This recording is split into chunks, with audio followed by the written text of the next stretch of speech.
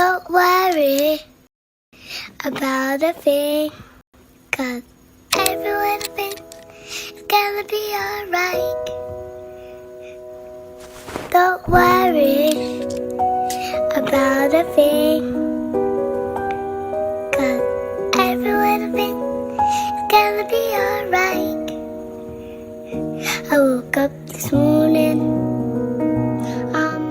Vamos a entrar de lleno al capítulo 4.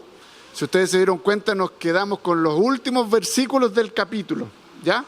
Así que usted abra su Biblia, su dispositivo y concentremos en el capítulo 4, porque hoy día vamos a hablar sobre Jesús, el verdadero Redentor de nuestras vidas, ¿ya? Jesús, el verdadero Redentor de nuestras vidas. Hace unos días estábamos celebrando ¿qué? Navidad, ¿no? Y cualquier Navidad no era la Navidad del Señor Jesús. Una historia familiar que está directamente relacionada con la historia de la familia de Noemí. Y la unión de estas dos historias es la de un pariente redentor. ¿Qué es lo que hace que estas dos historias familiares tengan algo en común? Es que hay un pariente redentor.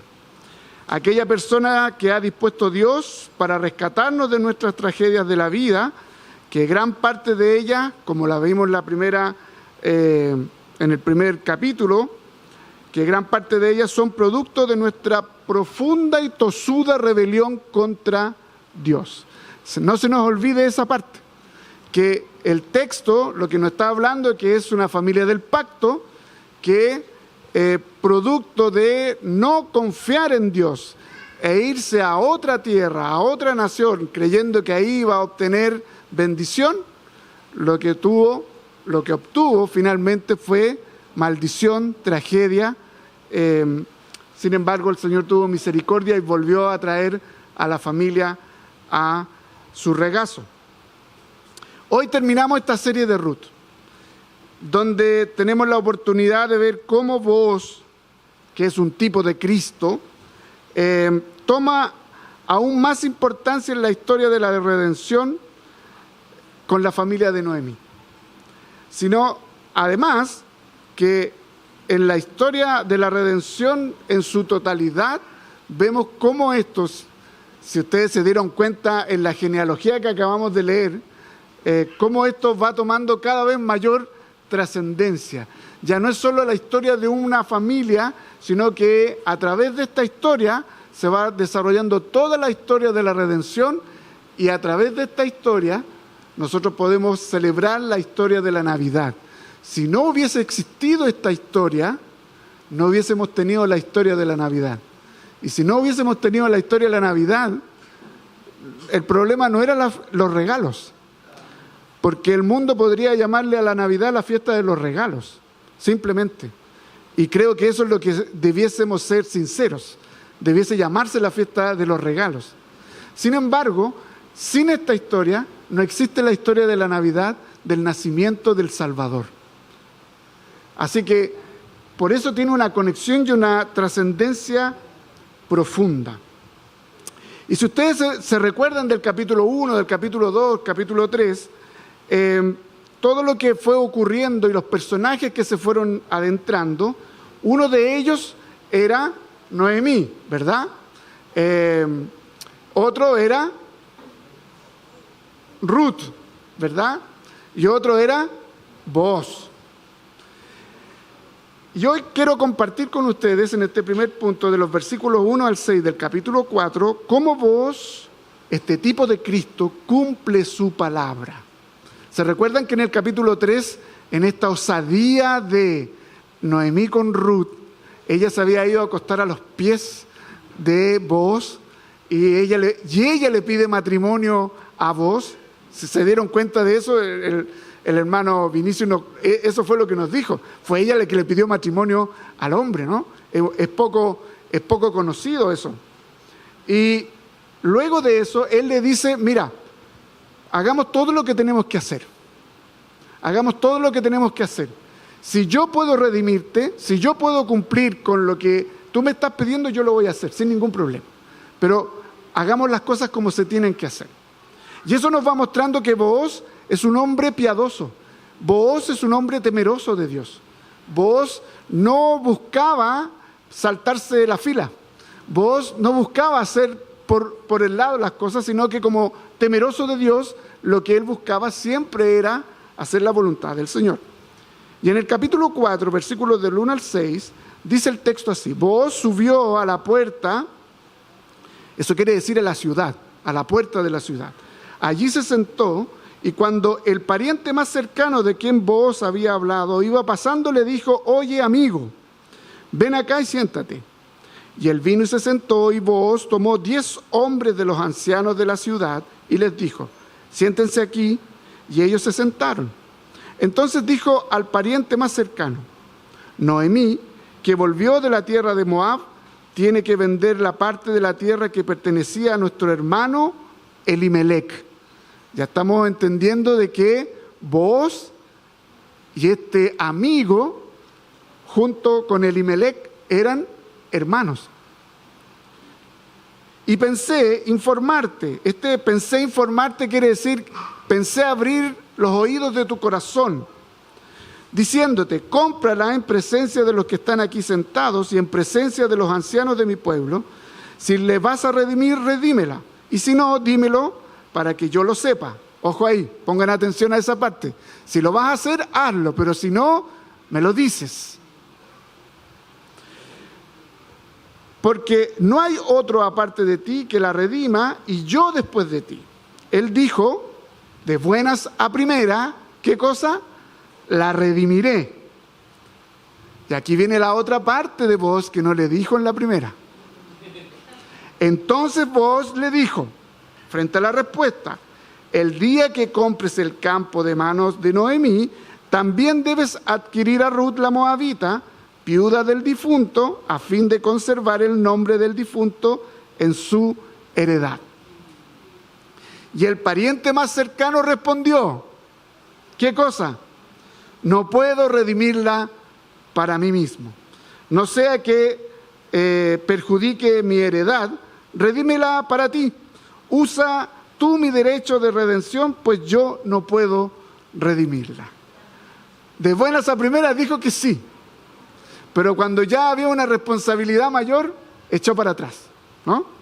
Entonces, lo que vamos viendo, cómo Booz cumple la palabra, porque él dijo, yo voy a hacerme cargo de esto, le había dicho a Ruth, yo voy a hacerme cargo de esto que tú estás planteando. Y aquí la historia comienza a entrar en su punto más cúlmine y también más hermoso. Booz, como un hombre que cumple sus promesas y que respeta la ley de Dios, genera todo lo necesario para que Noemí y Ruth sean redimidas. Él mismo va a la ciudad generando el protocolo notarial de la época para que todo sea legal. ¿Se dan cuenta? Nuevamente ¿se acuerdan que él la invitó a la mesa? ¿Se acuerdan que él le sirvió la comida?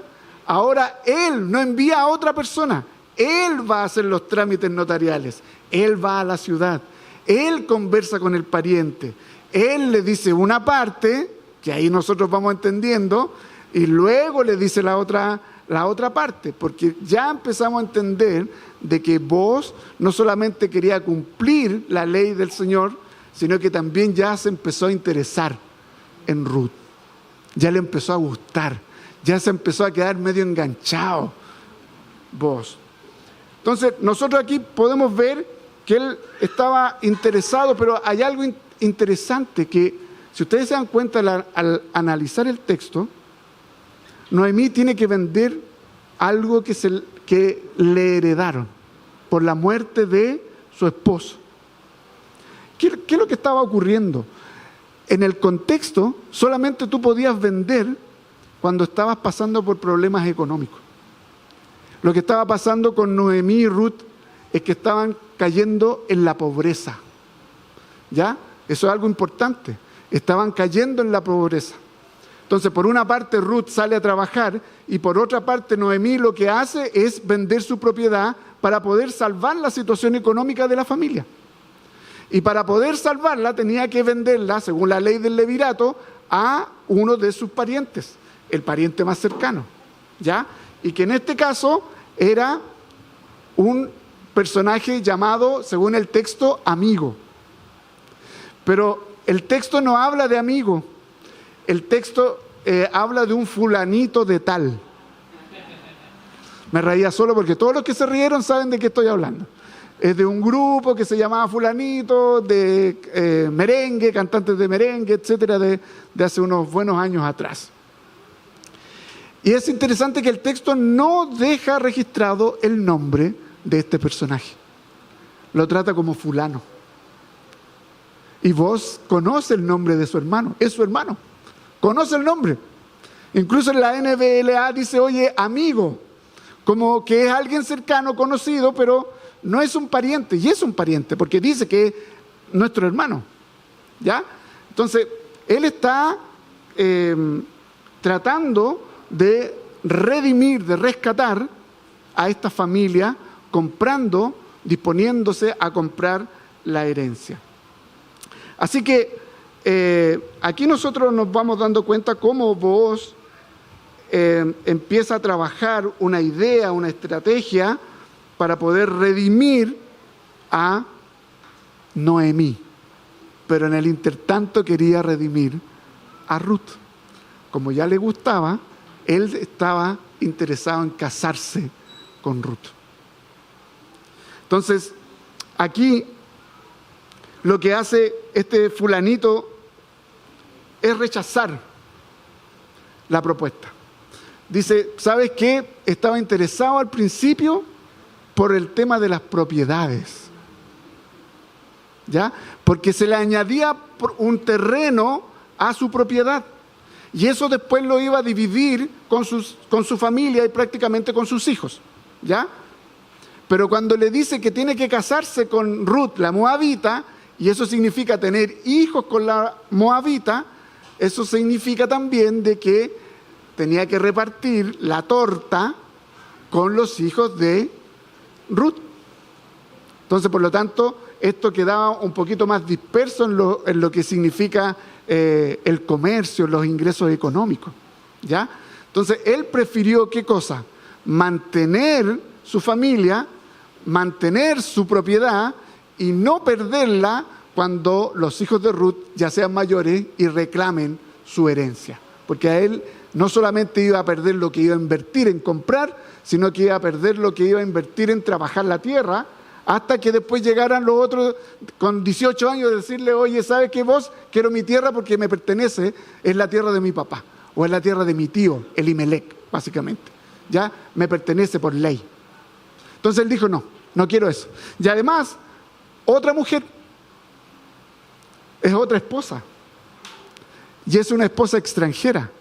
Que lo más probable es que la primera esposa no iba a querer tener esa relación de dos mujeres y una mujer extranjera dentro de la casa.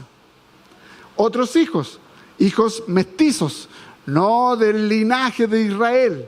¿Se entiende? Entonces también era una idea familiar, eran problemas económicos, eran problemas familiares, por lo tanto este fulanito dice, no, yo no quiero esto, tómala tú, te cedo los derechos, cesión de derechos para ti, redímela tú.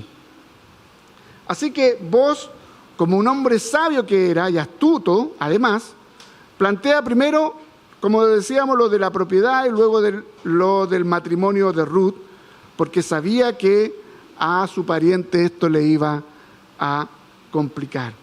Ya vos estaba con su corazón más que enganchado, ahora él estaba dispuesto a comprar no solo la tierra, sino que estaba dispuesto a casarse con Ruth.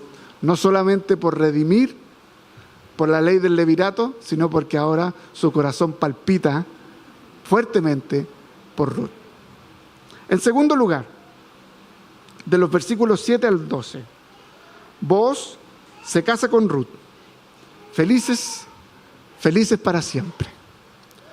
Aquí está el matrimonio del siglo, el matrimonio del momento. Booz le pide matrimonio y se casa con Ruth. Versículos 7 al 12. Dice, y la costumbre en tiempos pasados en Israel tocante a la redención y el intercambio de tierras para confirmar cualquier asunto era este. Uno se quitaba la sandalia y se la daba al otro. ¿Quién iba a pensar que una chala iba a ser el sello de una compra? Hoy eso no ocurre, ¿ya? Pero esa era la costumbre de la época. Y esta era la manera de confirmar tratos en Israel. El pariente más cercano dijo a Booz: cómprala para ti. Y se quitó la sandalia. Entonces Booz dijo a los ancianos y a todo el pueblo. ¿Se acuerdan que había llamado a los ancianos, a 10 ancianos que se sienten ahí junto con él? Y además al pueblo: ustedes son testigos hoy que he comprado de la mano de Noemí todo lo que pertenecía ¿a quién? A Elimelec, y todo lo que pertenecía a Quelión, y todo lo que pertenecía a Malón. Él compró todo. Además, he adquirido a Ruth la moabita. ¿Se dieron cuenta que primera vez en este texto que Booz la trata de moabita? En los otros dos la decía hija, ahora le dice moabita, porque obviamente tiene que, en este protocolo con los israelitas que están ahí, les tiene que hacer ver que era la moabita, pero él en su corazón la amaba. A fin de preservar el nombre del difunto en su heredad, para que el nombre del difunto no sea cortado de entre sus hermanos, ni del atrio de su lugar de nacimiento. Ustedes son testigos hoy. Y todo el pueblo que estaba en el atrio y los ancianos dijeron: somos testigos. Haga el Señor a la mujer que entra en tu casa, a Ruth, como Raquel y a Lea, las cuales edificaron la casa de Israel, y que tú adquieras riquezas en Efrata y seas célebre en Belén. Además, sea tu casa como la casa de Fares, el que Tamar dio a luz a Judá por medio de la descendencia que el Señor te dará de esta joven. Vos, por amor a Dios y por amor a Ruth, asume con mucho gozo ser el pariente redentor de esta familia, casándose con Ruth y comprando su heredad. Así Booz protege el nombre de su hermano Malón y de sus sobrinos a la posteridad. Por demás bendice a Ruth, bendice a Noemí, formando una nueva familia. Y por consecuencia, ¿qué es lo que hace? Le da un nieto a Noemí.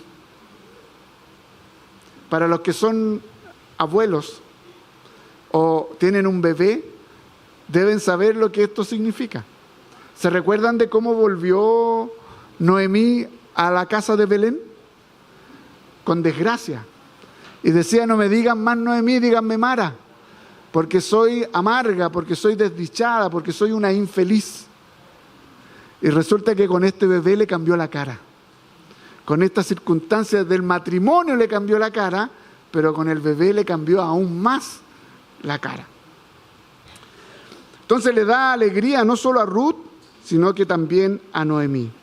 Les dice: ustedes son testigos, vos, que es una expresión que revela la importancia de que cada matrimonio en Israel tenía que ser como corresponde según las leyes, ¿ya?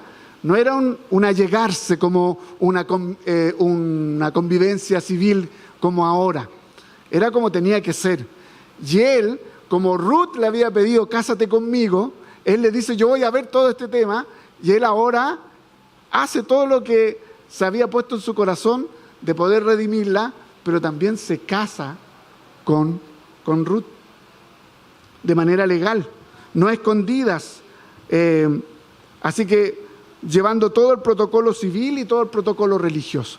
Estaban los ancianos, estaba el pueblo, y todos además le dicen que les da bendiciones. El pueblo le da bendiciones a Booz, que le vaya bien, y citan a otras mujeres, ¿cierto? A Raquel, a Lea, que son grandes personajes de la historia de Israel, para que Ruth sea como ellas y para que sea bendecida la familia como estas familias fueron en su tiempo.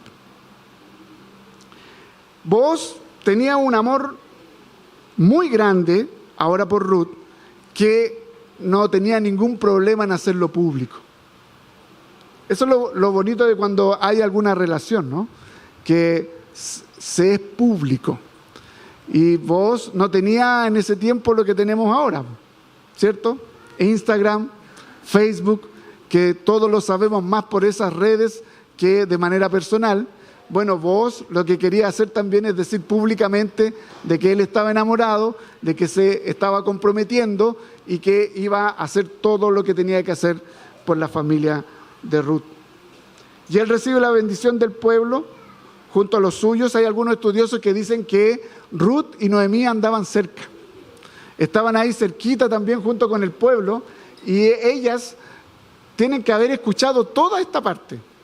¿Se imaginan cómo debe haber estado Ruth con Noemí cuando el hermano, este fulanito de tal, le dice, sí, la redimiré? Cuando ellas estaban intencionalmente interesadas en vos, eso tiene que haber ocurrido alguna cosita ahí dentro del corazón. Pero cuando este fulanito de tal dice, no, mejor que no, ellas empiezan a descansar porque empiezan a entender de que vos va a ser el Redentor. Y Ruth, para mí, que también le gustaba a vos. Digamos las cosas como son. Vos le gustaba a Ruth, pero a Ruth parece que también le gustaba vos. Así que el pueblo le desea una tremenda bendición, esta idea es que sean fructíferos. La idea es que sean fructíferos teniendo muchos hijos. Así como Raquel y Lea, que tuvieron 13 hijos. 13 cabros chicos entre Raquel y Lea. Y eso no es nada nuevo para nosotros, los que somos más antiguos. Dice la historia, mi mamá me cuenta, la familia de mi mamá fueron 16 hermanos. No había Netflix. Y se hacían las tareas como correspondía. De esos 16 quedaron 9. ¿Ya? Y de esos 9 hoy quedan 3. ¿Ya? Así que la rueda de la vida ha ido marcando el paso. Pero antiguamente las familias eran no menor de 10 personas, no menor de 8 o 10 hermanos. ¿Ya? Hoy nuestra sociedad nos está llevando a que si es que nos alcanza estos matrimonios, hoy tengamos 1. ¿Cierto? A lo más 2. Y ya con dolor. ¿Cierto? Y anda si te sale un tercero. Es un problema, pero casi como que se viene el mundo abajo. Imagínense hoy con toda la tecnología que hay, con todos los avances que hay, con toda la ciencia que hay una complejidad de poder formar familia. Imagínense en esos tiempos, que era más complejo que lo que tú y yo hoy podemos darle a nuestros hijos como bienestar. Así que tuvieron 13 hijos, entonces cuando le dice que sean como Raquel y Lea, es que sean fructíferos, que tengan hartos cabros chicos, que cumplen el pacto, fructificados y multiplicados, llenar la tierra. Eso es lo que le está diciendo. Y deseando a Boaz que además sea reconocido como un hombre victorioso, como un hombre íntegro, como un conquistador, básicamente, como un hombre íntegro respecto de lo que está haciendo. Porque no cualquier hombre, hoy particularmente, se hace cargo de una realidad como esta. No cualquier hombre se haría cargo como una realidad económica como esta, de una situación de hacerse cargo de 2 mujeres, ¿cierto? Y además una extranjera. No cualquier hombre estaría dispuesto, solo vos. ¿Pero por qué vos? Porque vos era un hombre que amaba al Señor. Su hermano, el fulanito de tal, también fue criado en la ley del Señor, en la ley de Jehová. Y él prefirió sus propiedades, él prefirió su bienestar. Sin embargo, vos, ¿qué es lo que prefiere? Prefiere bendecir a otros, prefiere bendecir a Ruth, prefiere bendecir a Noemí y prefiere desprenderse de aquellas instancias que le podrían generar inquietudes, dudas, presiones, sobre todo con el pueblo de Israel, ¿cierto? Al allegarse una mujer extranjera a su familia. Así que estas bendiciones del pueblo tienen que ver con que sean fructíferos, pero también con que sea Booz reconocido en todo el mundo, en toda la nación. Y por último, del 17 al 22, un linaje redentor. La historia continuará. Si ustedes se dieron cuenta, el texto que leímos al final termina como que termina y no termina. Booz tomó a Ruth y ella fue su mujer y se llegó a ella, hablando de relaciones sexuales, y el Señor hizo que concibiera y ella dio a luz un hijo. ¿Ya? Todo dentro del paraguas del matrimonio, ¿no? Tuvo relaciones sexuales, se allegó, eso significa relaciones sexuales dentro del matrimonio, porque las relaciones sexuales son para dentro del matrimonio, no fuera del matrimonio. Para que sea una bendición, tiene que ser dentro del matrimonio. Todo lo que sea fuera del matrimonio es una maldición. Por lo tanto, se allega a ella, ¿y qué es lo que dice? Que el Señor hizo que ella concibiera. ¿Ah? Es un regalo de Dios para Ruth. Entonces las mujeres dijeron a Noemí: bendito sea el Señor que no te ha dejado sin hoy un redentor. Bendito sea el Señor que no te ha dejado hoy sin redentor, que su nombre sea célebre en Israel, que el niño también sea para ti restaurador de tu vida y sustentador de tu vejez, porque tu nuera, que te ama y que es de más valor para ti que 7 hijos, lo ha dado a luz. Entonces Noemí tomó al niño, lo puso en su regazo y se encargó de criarlo. Las mujeres vecinas le dieron un nombre y dijeron: le ha nacido un hijo a Noemí, y lo llamaron Obed. Qué interesante, ¿eh? Las vecinas le pusieron el nombre al niño.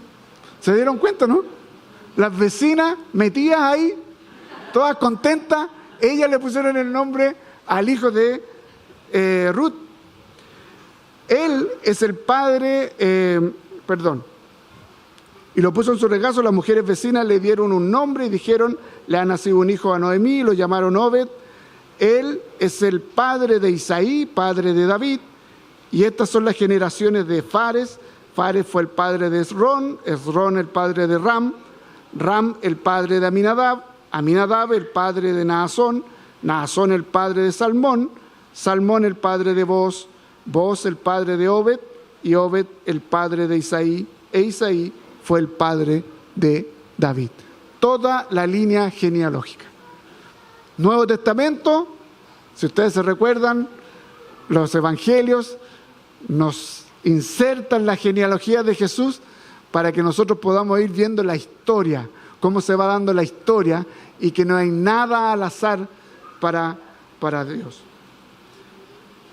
El autor se encarga de hacernos ver que fue Jehová quien le dio a Ruth la posibilidad de ser madre por medio de este matrimonio. Un matrimonio santificado por Dios, un matrimonio bendecido por Dios al engendrar hijos, y un matrimonio que trae alegría no solo a Ruth, sino que también a Noemí, su suegra. Y ahora el autor, si ustedes se dan cuenta, vuelve a Noemí. Noemí estaba como a un lado, había quedado como descartada. Noemí había quedado como Booz, había sido el centro de la historia, Ruth complemento de la historia, y ahora Noemí vuelve a ser el centro de la historia. Noemí fue el centro de la historia cuando empezó el capítulo 1. Ahora Noemí vuelve a ser el centro de la historia por todo lo que el Señor había hecho con ella. Lo primero que vemos es que las personas que rodean a Noemí alaban a Dios por lo que ellas ven que Dios está haciendo con la familia, por lo que ellas ven que Dios está haciendo, cómo Dios está restaurando a la familia de Noemí. Y reconociendo que todo lo que estaba viviendo ahora, su amiga, vecina Noemí, era producto de la soberana voluntad de Dios. Por ejemplo, Dios le permitió a Noemí junto a su esposo salir de Belén. Dios le permitió a Noemí volver a la casa de pan, a Belén. Dios le da una nuera que además la convierte y así la ama y la cuida hasta sus últimos días. Dios le provee un pariente redentor a Noemí. Dios le provee un nuevo ambiente familiar a Noemí. Y Dios le regala un hermoso nieto a Noemí. O sea, después de que estaba sumamente desesperanzada Noemí, después que se consideraba amarga porque ya no tenía familia, resulta que ahora tiene de todo. Dios interviene en la historia de cada uno de nosotros. Dios maneja los hilos de nuestra vida todos los días, a cada instante, en cada momento. La historia de Ruth, la historia de Noemí, la historia de Elimelec, la historia de Booz, se repite hoy entre nosotros. Muchos de nosotros hemos sufrido producto de nuestra propia maldad, de nuestro propio pecado. Nos hemos apartado de Dios. Hemos tenido a lo mejor un deseo de ya no querer seguir los caminos del Señor. Hay otras cosas que brillan más a lo mejor. Hay otras cosas que te llaman más la atención. Hay otras personas que te llaman más la atención que el propio Dios. Bueno, a Noemí le pasó exactamente igual. Tomó malas decisiones junto a su esposo. Creyó que en otros lugares era mejor, que otros dioses eran mejores. ¿Cuántas veces tú y yo nos ha pasado lo mismo? ¿Cuántas veces hemos creído que otros dioses son mejores que Dios? ¿Cuántas veces hemos creído que el Dios del materialismo es mejor? ¿Cuántas veces hemos creído que el Dios de el tener el futuro asegurado es mejor que el Señor que nos provee día a día? Tú y yo somos exactamente igual que Ruth. Somos exactamente igual que la historia de Noemí. A veces no confiamos en el Señor. Y el Señor, porque nos ama, nos permite que demos unos pasos medio en falso. Pero como nos ama tanto más, nos hace volver. Vuelvan. Esta historia es como la historia del hijo pródigo en el Nuevo Testamento. Volvamos, vuelvan a casa. Eso es lo que el Señor también nos dice a ti y a mí.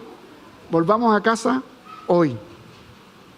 Noemí toma a su nieto como si fuera su propio hijo y lo cuida como tal. Aquí tendríamos si tuviéramos más tiempo, podríamos hablar del rol de los abuelos. Un pequeño paréntesis, el rol de los abuelos no es malcriar a los nietos. El rol de los abuelos no es malcriar a los nietos, eso es pecado. El rol de los abuelos es instruir a sus nietos en la palabra del Señor. Qué bueno que hubo un amén, Qué bueno.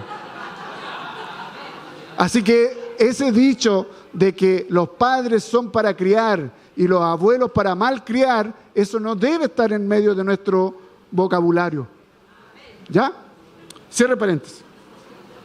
Entonces debemos aprender que el plan de Dios es perfecto y está lleno de amor, incluso cuando no podemos entender lo que está haciendo y todo parece tan desesperanzado. A veces, no sé si a ti te pasa, a mí muchas veces, no entiendo lo que Dios está haciendo. Y me frustra, y me complica. Pero el Señor sigue haciendo lo que tiene que hacer. Y eso es bacán, porque no depende de uno, no depende de mí, porque yo quisiera hacerle algunos cambios al plan. Yo quisiera podar un poco el plan. Yo quisiera decirle, Señor, ¿sabéis qué? Me parece que te equivocaste aquí. Sin embargo, qué bueno que el Señor no me pesca, qué bueno que el Señor no te pesca y qué bueno que el Señor sigue siendo soberano. Romanos 8:28 dice, debemos aprender que los que a Dios aman, todas las cosas le ayudan a bien. Esto es, a los que conforme a su propósito son llamados. Queridos, para terminar, todos necesitamos ser librados de nuestras realidades trágicas de la vida. Todos hemos tenido alguna tragedia en la vida, ¿no? Y las vamos a seguir teniendo mientras el Señor no nos llame a su presencia o mientras Él no vuelva. Va a seguir existiendo tragedias, problemas, circunstancias aflictivas en nuestra vida. Y por eso es que todos necesitamos de alguien que se haga cargo de cada una de nuestras necesidades, de nuestros problemas, porque tú y yo no somos autónomos. Tú no eres autónomo. Crees que puedes ser autónomo, pero no lo eres. tú necesitas a alguien más que tú, a alguien superior a ti, a alguien mayor que uno mismo. Y todos podemos encontrar el verdadero pariente redentor, que es Jesús, el Hijo de Dios. Cristo redime a su pueblo muriendo en una cruz, pagando el precio de nuestro rescate. Y gracias a su sacrificio redentor, no andamos errantes por la vida. Hermanos, gracias a la muerte de Jesús en la cruz, tú y yo no andamos errantes por la vida. Podemos estar desorientados, podemos estar medio nublados, pero el pastor, el gran pastor de la oveja, nunca ha dejado de pastorearte, nunca ha dejado de estar a tu lado. Y por eso que, como tenemos el gran pastor de las ovejas, podemos volver a casa, gracias a su amor redentor, gracias a su poder redentor, somos liberados de nuestro pecado que nos hace experimentar estas tragedias, estas decepciones y estas frustraciones. Por tanto, querido, querida, sea que estés lejos hoy, dudando hoy, o que te sientas indigno por lo que hiciste, por lo que pensaste, por lo que sentiste, don't worry. El amor de Dios es tan grande, es tan alto, es tan ancho, es tan profundo que cubre multitud de pecados. Y eso lo único que hace es que cada vez el amor del Señor nos va doblegando nuestro corazón. La gracia del Señor, la misericordia del Señor va doblegando nuestro corazón y cada vez nos va atrayendo hacia Él. Cada vez nos atrae más hacia Él. Y si hoy tú estás aquí, es porque el Señor te ha traído hacia Él. Así que Él doblega nuestro corazón ante los pies de Jesús. Así que solo confía. Confía en Él. Incluso, querido, cuando ya no quieres ni siquiera confiar en Dios, Dios aún está ahí, amándote, cuidándote, bendiciéndote, solo por amor a su nombre. Que el Señor nos bendiga y que el Señor permita que siempre podamos volver a casa, aunque estemos lo más mal, que el Señor siempre permita que podamos volver a casa. Oremos. Padre, gracias por tu palabra, gracias porque tú nos permites tener un pariente redentor que es el mejor pariente que podamos tener, que es Jesús. Jesús nuestro Señor y Salvador. Te damos gracias porque Él cumple su palabra, te damos gracias porque Él nos ha acogido con amor, nos ha tratado con amor, pero también te damos gracias porque Él, cuando nosotros hemos tomado decisiones que son contrarias a ti, muchas veces nos permite avanzar unos pasos, pero su disciplina, su corrección, que es producto de su amor, siempre nos hacen volver a su casa. Te alabamos y te bendecimos por eso, Señor. Te damos gracias porque el estar en ti, el estar contigo, no depende de nosotros, sino que depende absolutamente de tu amor por cada uno de nosotros. Gracias, Señor, en el nombre de Jesús.